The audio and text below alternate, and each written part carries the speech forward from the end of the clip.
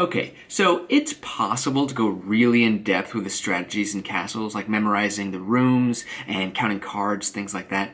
But if you're just starting out, a lot of that stuff's going to go over your head. And besides, it's all going to start to come naturally to you as you play the game anyway. So with that in mind, here are my top 5 basic strategies to keep in mind while playing Castles of Mad King Ludwig.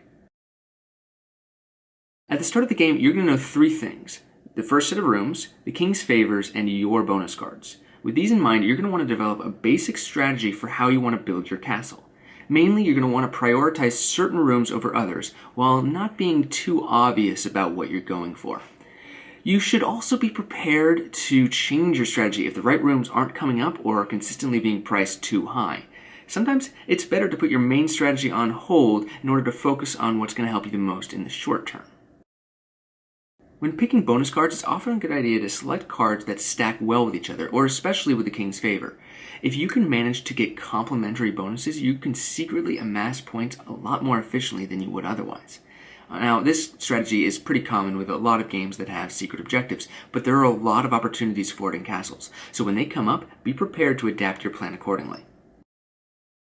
In the same vein as stacking bonuses, there are some especially cost-efficient plays that you can make in castles, and you need to keep an eye out for them. These usually come up when matching the bonus points for connecting specific rooms to each other, or when completing food rooms, corridors, or downstairs rooms, each of which gives you the potential to place another room in your castle. This is the most specific suggestion I'll give, and it's pretty obvious, but it's also one of my favorites. See, one of the best things to do as the master builder is if a downstairs room comes up and no one's built any stairs yet, make that the cheapest room. No one can buy it until they build stairs, so it'll be impossible to get it this turn, and it drives the price up for every other room on offer. Simple, but effective. And lastly, obviously this isn't a strategy tip, but in my opinion, if you can't enjoy this game without winning, you're doing it wrong.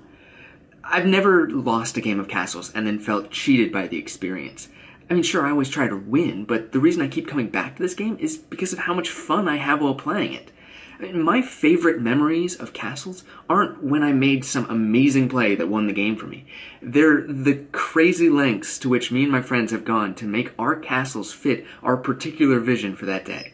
I'll give you an example. My friend Amir, who helps me film the rules videos, he came up with a house rule for castles that is very dumb and might be one of my favorite things ever. See, when you're playing, a lot of times a stretch of rooms will shoot off in one direction, and because of the physical nature of this game, occasionally that puts you very close to another player's castle. So his rule is that if you can perfectly connect one of your rooms to one of the rooms of another player's castle, which is incredibly difficult to do, then you merge your castles, share the points, and you can win together. Now, the fact that we've never actually been able to pull this off doesn't matter, because every time we try, it's hilarious. Anyway, those are my top 5 tips for starting out in Castles of Mad King Ludwig. Let me know if you have any strategies that you always keep in mind, either in the comment section below, or you can tweet me at RTFM Show. Next video I put up should be my rules explanation video for Dead of Winter, but we've seen how good I am at keeping that promises, so hopefully. Anyway, it's a great game, and it definitely won't ruin any of your hard-earned friendships, so look forward to that. Bye!